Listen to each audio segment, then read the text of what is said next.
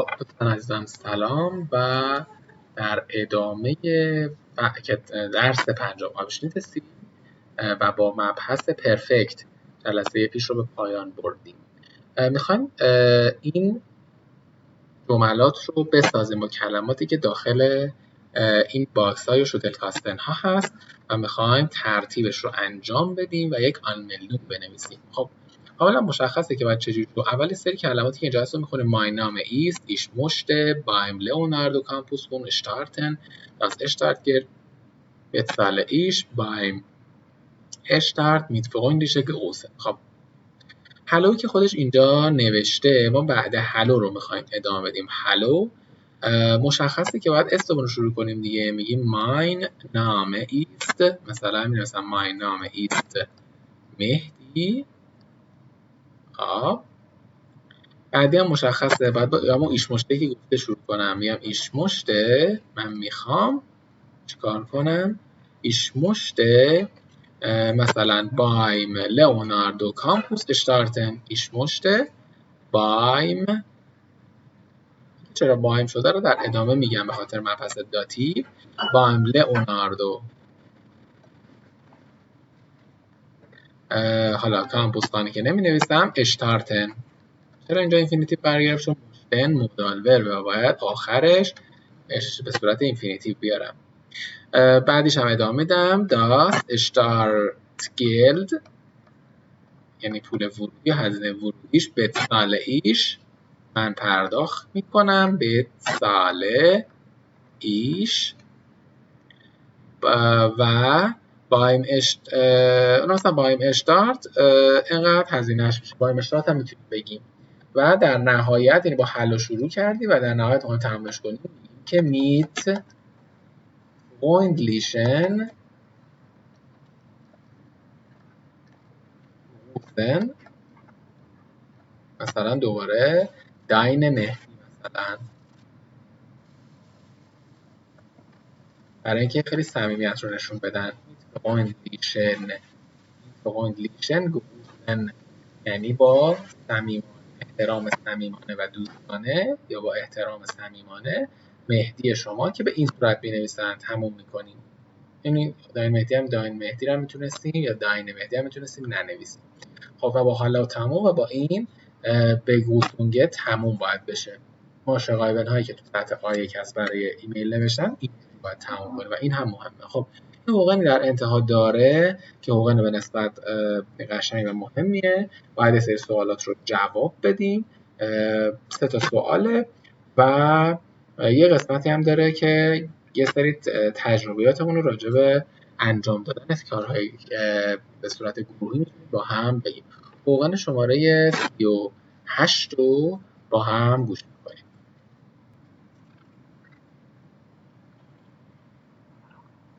Hallo Tobias. Na? Kommst du heute Abend mit ins Kino? Nein. Mensch, Tobias. Du hattest doch so viel Spaß das letzte Mal. Ja, schon, aber ich muss dir was sagen. Ich bin gestürzt. Oh, ist es schlimm? Was ist passiert? Keine Panik, Florian. Es ist nicht so schlimm, aber ich darf im Moment nicht laufen. Und wie ist das passiert? Bist du beim Lesen vom Sofa gestürzt? Nein, natürlich nicht. Ich habe Sport gemacht. Was? Du hast Sport gemacht? Ja, also ich bin beim Campus Run gestartet und... Bist beim Campus Run gestartet? Unglaublich. Ja, ich habe auch viel trainiert. Ich war beim Hochschulsport und habe jeden Tag Sport gemacht. Und beim Campus Run, naja, am Anfang war auch alles gut, aber dann bin ich plötzlich gestolpert und gestürzt. Ach, herrje. Also, für mich ist klar, ich lese lieber oder gehe lieber ins Theater. Da kann nichts passieren. خب این دیدن بسیار خوب بود و شما حتما این رو چندین بار گوش بدید و یا اگر متوجه نشدید حتما ترانسکریپتش رو نگاه کنید و چندین بار مجدد گوش کنید. در مورد یه فردی بود که ورزش رو شروع کرده و افتاده بود و اون دوستش حالا بهش میگفتش که تو فقط خوندن رو بلدی و فرد هم خودش اقرار کرده من فقط خوندن رو میتونم انجام بدم و باید این kar رو تکرار کنم. خب ما دیدیم که خود متن گفتش که مثلا سوال 1 رو من بخونم. واگن تلفنیت فلوریان میت توبیاس برای چی در واقع این برای چی یا چرا تلفن زده بود؟ خب با هم گوش کنیم.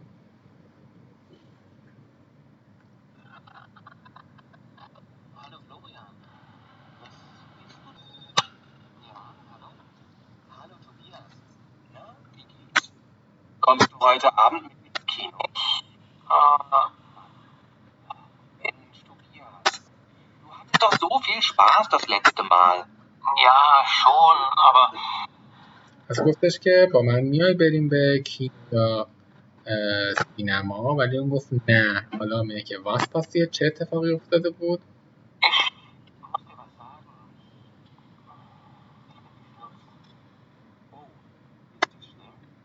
Was ist passiert?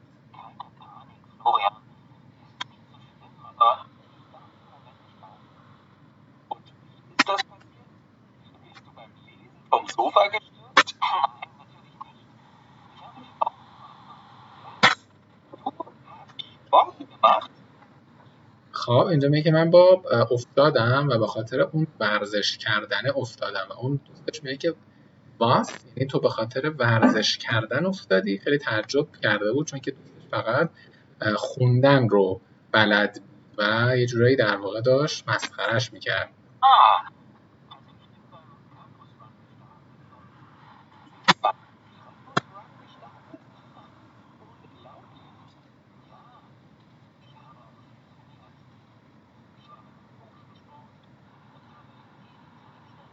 habe خب میگه من خیلی تمرین میکردم و در هوخشوله هم هر روز در واقع تمرین انجام میدادم. und beim Campus Run, ja. Am Anfang war auch alles gut, aber dann bin ich plötzlich gestolpert und beim Karriere, also nächstes Jahr, nicht lesen. میگه این برای من خیلی روشنه که Oder dir lieber ins Theater. Da kann nichts passieren. که من بهتره که در واقع بخونم تا اینکه به حالا مثلا به تئاتر برم و این بهتر برای من امکان پذیره. خب اینم از این هوگن. خیلی هوگن خوب و قشنگ و در عین حال مهمی بود. همزمان از فعل پرزنس استفاده کرده بود، فعل پرفکت یا گذشته استفاده کرده بود و شما تفکیک اینها رو خیلی خوب باید بتونید قائل بشید و به سوالات جواب بدید. فعلا ما نمیخوایم خط به خط هوگن ها رو ترجمه کنیم، معنی کنیم و یا جوری باشه که ما ترانسکریپت بخوایم بریم جلو و گوش شما عادت کنه که حتما اگر کلمه ای رو پیدا نکردین، شما نکتهش اینجا که اگر به اون صورت بری جلو و کلمه به کلمه، جمله به جمله، دونه به دونه معنی کنید، اگر جمله ای رو کلمه رو متوجه نشید نمیتونه ذهنتون ازش رد بشه و ممکنه که جا بمونید و تو هوگن‌های مربوط به آزمون نتونید خوب جواب بدید. پس نکته اینجاست که بتونید حالا اگر هم یک دو کلمه یا اگر یه جمله رو مفهوم متوجه نشدید خیلی راحت بدون نگرانی دغدغه و استرس رد شین و باقی جملات رو گوش کنید. شاید هم دیگه شما متوجه نشدید جزء سوال نبوده. اگرچه که بهتر یاد گرفتن و دقیق و کامل یاد گرفتن یک اسب خیلی مهمیه، ولی خب باید زمان ازش بگذره. ما نمیتونیم خیلی سفت و سخت و خیلی سختگیرانه این کار انجام بدیم. پروسه آموزش شما ممکنه که خیلی تأخیر بیفته و این در مجدد در برگشت میتونید مثلا تا درس 10 رفتیم مجدد برگردیم یا تا A2 رفتیم مجدد این هوگن ها رو مجدد گوش کنید و اون موقع با دیتیل بیشتری قاعدتا متوجه میشید و این روال این درس هم به همین صورته. خب آخرین قسمت از این کتاب بابت اینه که یعنی این آبشنیتی میگه چه کارهایی تا الان انجام دادین؟ اون مال یعنی تا حالا انجام دادین، یک بار تا حالا انجام دادین. مثلا سوالی که کرده گفته که مثلا میتونیم بگیم که bist du schon mal beim einem Campus gestartet؟ تا حالا مثلا با یک جایی که میدونن شروع کردی، مثلا جواب نو، nein noch nie، یعنی نه تا الان هرگز. نخنی جوابشه، جوابش شون ماله، یعنی تا الان، نه تا الان، نه تا الان اصلا اینجوری نبوده. نخنی پس خیلی مهمه اینجوری جواب بدیم. یا مثلا جواب داده چجوری؟ مثلا که hast du schon mal تا حالا انجام دادی کلاویر شپیلت، یعنی تا حالا پیانو زدی؟ در جواب مثلا یا این در شوله، بله تو مدرسه کار انجام دادم. مثلا سوالای دیگه‌ای که میتونید بپرسید به چه صورته؟ bist du schon mal bist du schon mal Tennis spielen، یعنی تا حالا تنیس بازی کردی؟ یا das mache ich، بله من اونو انجام دادم، یا das spiele ich، من بازی کردم اونو تا الان بازی کردم. یا مثلا در جواب بگیم نو، نه، نخنی، نه تا الان، نه انجام نشده. یا مثلا میتونیم با هستو بشازیم بگیم hast du schon mal ein Instrument spielen، تا حالا یک وسیله یا ابزار یا اون آلات موسیقی رو تا حالا نوازندگی کردی یا زدی؟ یا der Universität oder in der Institut یا بگیم یا nein noch nie، نه تا الان این کار انجام ندادم.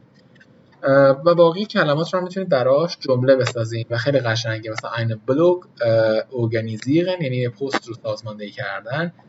موزیک رو ماخن با ماخن ببینید، موزیک هم ماخن، یعنی ساختن موزیک هم با ماخن آورده. خب میتونه این ترکیبش مهم باشه. تنیس شپیلن، کلاویر شپیلن، یا einen Lauf trainieren، برای یک دوی یا مسابقه دوی تمرین کردن. فعلاشون با ترکیبش با اسمش میتونه مهم باشه و شما با 20 مال میتونید سوال رو شروع کنید یا هستوشون مال سوال رو شروع کنید. حالا اینجا اومده هستوشون مال به صورت هر دوتا، یعنی این و هم این حالت پرفکت سوال کرده که تا حالا این کار رو انجام دادی. پرفکت تایمش به این صورته که از گذشته شروع میشه و میتونه تا الان رو هم شامل بشه، یعنی اگه گذشته باشه و این حال باشه میتونه حال هم شامل این پرفکته باشه، مثل همون زمان در واقع پرزنت پرفکتی که توی انگلیسی داریم، از گذشته شروع میشه و تا الان هم میتونه شاملش باشه. یا مثلا میگه 20 شمال، معمولا اینها رو با پرفکت سوالی میکنن، یا هست و شونمال، اصلا شونماله رو با پرفکت سوالی میکنن و به خاطر همین اصلا عنوان این قسمت شونمال آورده و همشون هم، حالا یکی مثلا هست شونمال گفته، یکی 20 شونمال که ناچار اشتارتن با زاین پرفکت میشه، مثلا 20 گفته، هست هم به خاطر اینکه اشپیله مثلا با هابن پرفکت میشه، از فعل هابن استفاده کرده. همین جملاتی هم که اینجا داریم، مثلا ترینین با هابن، اشپیلن با هابن، اشتارتن که خودش گفته با زاین، ماخن با هابن، اشپیلن و ارگانیزیرن همشون با هابن پرفکت میشن، غیر از اشتارتن که یه دونه خودش اونو انجام داده و گفته. خب این قسمت از کتاب هم تموم شد. خیلی قسمت مهمی بود، حقوقن خیلی خوبی داشت و لزن خیلی خوبی هم تو این آبشنیت داشت. حتما مجدد خودتون تمرین ها رو انجام بدید و اگر سوالی بود حتما تو قسمت کامنت از من بپرسید و همه سوالاتتون اگر تایم داشتید جواب بدم. 20 و